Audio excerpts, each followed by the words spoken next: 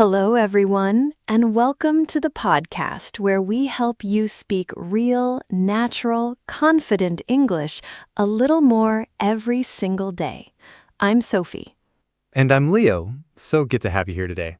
Leo, what if I told you that you don't need more vocabulary to sound fluent? Not more vocabulary? That's the opposite of what almost every learner believes. I know, and that's exactly why so many people stay stuck. Here's the truth. There are just 9 small verbs that fluent speakers use again and again, all day long, in almost every conversation. 9. Not 900, not 9,000. Just 9. And by the end of this episode, you'll know exactly which 9, how they work, and how to start using them today. Why these 9 specifically? Why not some other 9? Language researchers have studied enormous collections of real spoken English, millions of words of ordinary conversation, and the same small group of verbs kept appearing far more than any advanced word.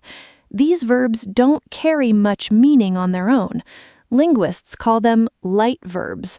The meaning comes from the noun beside them. What do you mean the meaning comes from the noun?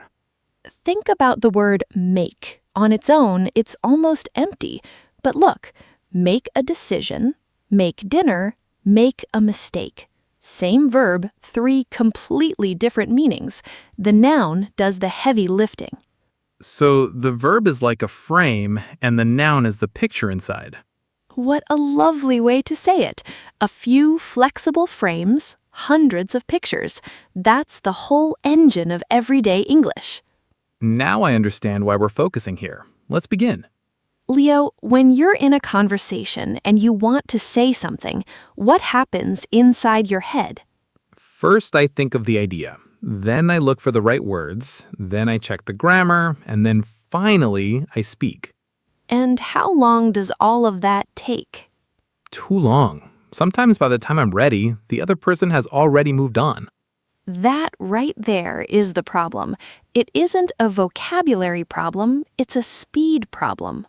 So it's not that I don't know enough words. Exactly. The issue is the time you spend searching. Fluent speakers don't search, they reach.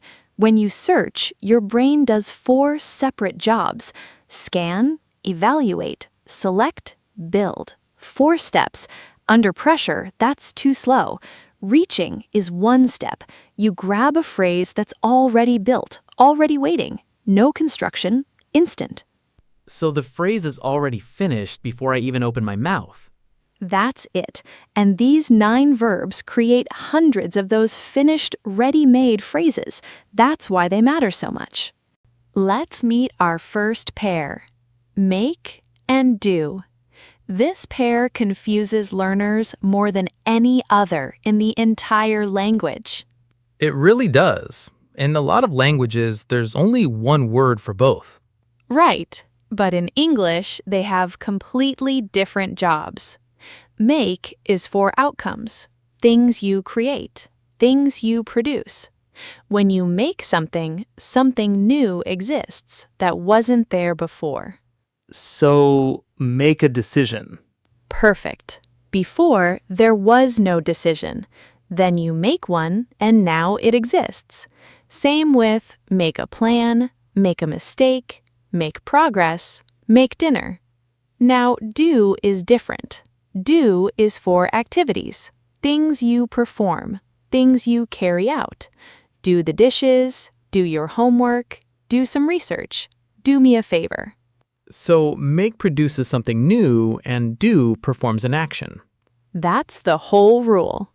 The phrases that come up most for make a plan, make an effort, make sure, make time, make sense. For do the dishes, do the shopping, do exercise, do damage, do business. Makes sense. I hear that one constantly. All the time. Let's test everyone. Which is right? I need to do a decision or I need to make a decision? I'll give everyone a second to think. Make a decision. A decision is an outcome, something you produce. One more. Can you do me a favor or can you make me a favor? Do me a favor, because it's an activity you perform for someone. Exactly right. Can I admit something embarrassing? Always. I know, but the moment I stored make a mistake as one single piece, I never got it wrong again. And that's the secret, everyone. Don't memorize make and do as two separate words. Store the whole combination as one unit. Make a mistake. One piece. In a real conversation, you just reach for the finished phrase. If someone asks, "How's the project going?" We're making good progress. I just need to make a couple more decisions, and then I'll do a full review. 3 combinations. Instant, natural, confident. And none of it was built in the moment, it was all just reached for. If you ever feel unsure, ask yourself one simple question. Did something new appear? If yes, usually make. Is it an activity you're carrying out? Then usually do. With practice, you'll just feel it. Our second pair, take and get. These two are about intention versus change. Intention versus change. Tell me more. Take is deliberate. You choose to do something on purpose.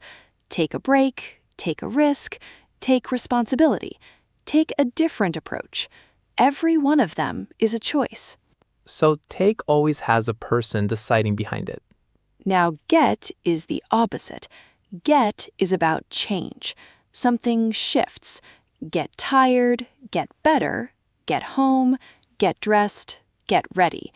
You don't decide to get tired. It just happens. Your state changes. Get ready. I use that one every morning. And notice, when you get ready, your state changes from not prepared to prepared. That's the shift. The everyday take phrases, take care of something means handle it. Take your time means don't rush. Take a look, take notes, take a chance. So take care of it means the same as handle it. Almost exactly. And it sounds warmer. Don't worry, I'll take care of it. Native speakers say that constantly. Now, which is right? We're finally getting results or we're finally taking results? Take your time, everyone. Getting results. Results arrive. They're a change, a consequence. You don't choose them into existence. You mentioned that one verb is more powerful than the others. Get. If there's one verb to focus on first, it's get, because get appears in more combinations than any other verb in English, over 400. 400 situations? One tiny verb? Get started, get back to you, get along with someone, get over a problem, get used to something, get the hang of it. Same tiny verb, completely different meanings. And a learner already knows the word get. They just haven't unlocked all those doors yet. Let me feel the difference in a real sentence. I need to take a break because I'm getting tired. Beautiful. Take a break, your deliberate choice. Getting tired, the change happening to you. 2 verbs, 1 natural sentence. A lot of learners avoid get because it feels too simple. They think it makes them sound like a child. And that's a real mistake. Get isn't childish. It's how real people actually speak. Avoiding it doesn't make you sound advanced. It makes you sound like a textbook. So natural and simple is actually the goal. Exactly. Fluent English is often the simplest English, delivered instantly. Our third pair, have and give. I want to fix a big misunderstanding right away. What misunderstanding? Most learners think have only means possession. I have a car. I have a phone. But have is so much bigger. Have is the verb of experience. When you have something, very often you're living through it, not just owning it. So have a conversation. Exactly. You don't own a conversation, you experience it together. Have a coffee. Have a look. Have a great time. have a meeting, have a break, have fun.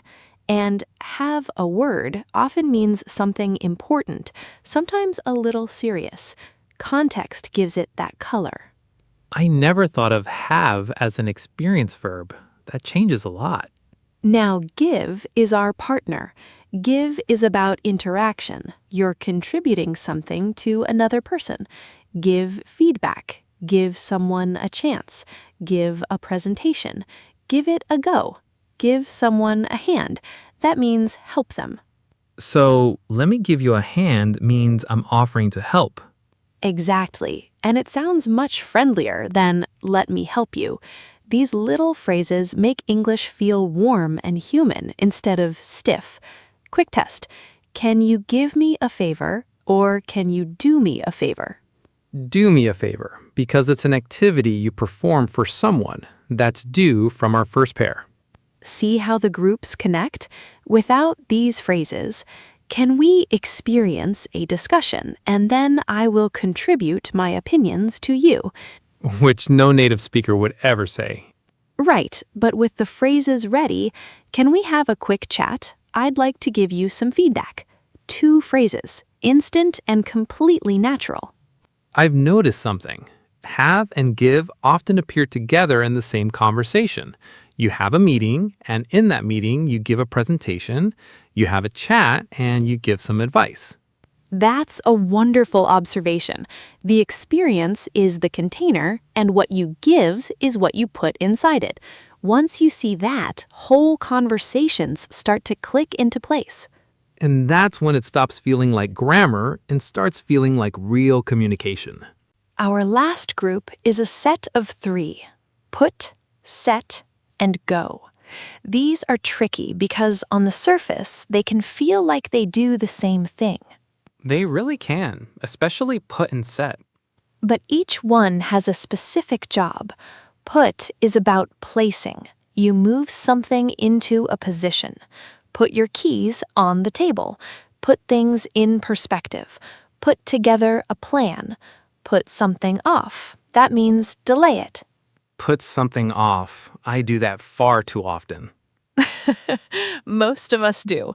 And put someone at ease means make them feel relaxed and comfortable. So, put is always moving something into a spot, real or an idea. Now, set is different. Set is about establishing, creating the conditions for something to happen. Set a date, set goals, set a deadline, set the tone, set things in motion. With set, you're not moving an object, you're creating a framework. Set things in motion, that means starting a process. Exactly. You establish the beginning and things start moving. And go is about movement and change. Something shifts direction. Go over the details. Move through them. Go ahead. Move forward. Go wrong. Move in the wrong direction. Go from there. Continue naturally. Go over is everywhere. Let's go over the plan. It is. Now let me show you all 3 in one picture. Before a meeting, you set the agenda. You establish it. During the meeting, you go over the points. You move through them. After the meeting, you put together a plan. You place the pieces together. Set, go, put. 3 verbs, 3 jobs, 1 meeting. That makes it so clear. Quick test. Let's put a date for the meeting. Let's go a date, or let's set a date. Take a moment, everyone. Set a date, because you're establishing when it happens. Set establishes. Put places. Go moves. Set establishes, put places, go moves. I'll remember that. And that's all 9. Make, do, take, get, have, give, put, set, go. 9 small verbs, 9 clear jobs. And when you know the job, you always know which one to reach for. So, now the big question. How does someone actually make all these phrases theirs so they're ready in the moment? Because knowing about the phrases isn't the same as having them ready to use. Exactly. Here is a simple 3-step method. Easy to remember. Catch it, keep it, use it. Let's break those down. Step 1. Catch it. When you're listening to real English, a podcast, a film, a conversation, stop hunting for words you don't know. Instead, catch the combinations you already recognize but haven't made yours yet. If you hear, "Let's go over the numbers," stop and notice it. I know go, I know over, I know numbers, but did I have that whole phrase ready to fire? Probably not yet, so you catch it. Step 2, keep it. Write the phrase as one single unit. Go over the numbers, not go and over separately. Your brain stores it as one piece and reaches for it as one piece. And please don't write the translation. Write the English form exactly as you heard it. Then connect it to a situation. Give the phrase a home. A situation.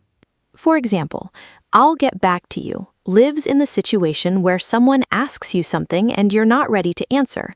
When your brain knows where a phrase lives, it delivers it the moment you're in that situation. So the situation becomes the trigger. Step 3. Use it. Say the phrase out loud before you need it, even alone, especially alone. Talk to yourself in English. If you have a meeting tomorrow, practice tonight. "Let me make a point here. Can we go over that again? Let's set a deadline and go from there." Then tomorrow, your mouth already knows the words. You just reach and speak. It's not really practice, it's loading the phrase in advance. Exactly. You're installing it, so it's there when the pressure is real.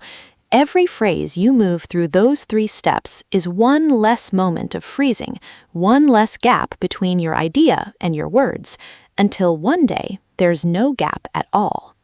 And that's fluency. Now let's hear all 9 verbs working together in one natural conversation. 2 colleagues, Monday morning, planning their week. Did you get a chance to go over the report? I did. We're making good progress, but I want to make a point about the budget. Should we set a meeting with the team to go over everything? Yes, let's do that. Can you take care of sending the invitations? Of course. I'll get started right away. What about the presentation? I've been putting it off. I can give you a hand with the slides. That would be great. Let's have a quick coffee first and then go from there. Should we set a deadline for the final version? Yes, let's set Friday. That gives us enough time to put everything together properly. Works for me. Let's get started. 9 verbs, 15 phrases, 1 simple Monday conversation, and nothing felt forced. Just 2 people talking and 9 small verbs doing all the work. Most learners spend years adding more and more complicated verbs, more precise, more advanced, more impressive. But the research points the other way. Master these 9 in combination, and you unlock more of the language than any vocabulary list ever could. And the most beautiful part, you already know all 9 words. You always did. Now you just know their power. So here's your challenge. Catch the phrases in real English. Keep them as one unit. Use them out loud before you need them. The next time you're in a conversation, you won't freeze. You won't search. You won't translate. You'll just reach. 9 verbs, all yours for every single day. If today's episode helped you, give this video a like and leave us a comment. Which verb are you going to catch, keep, and use first? We read every single one. Thank you so much for being here. See you in the next episode. Until then, Keep talking, keep learning. and keep growing. Bye, everyone.